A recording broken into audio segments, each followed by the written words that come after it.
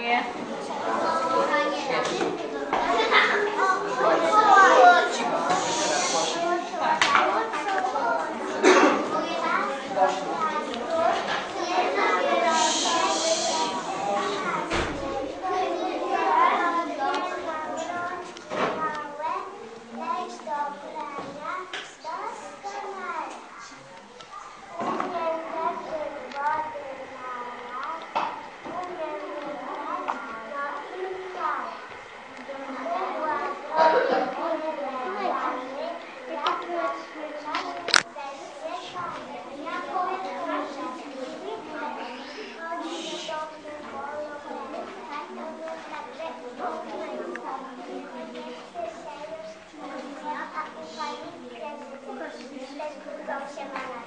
U mnie, ach, to jeszcze gorzej. Zaraz zdejmę, co się włoży.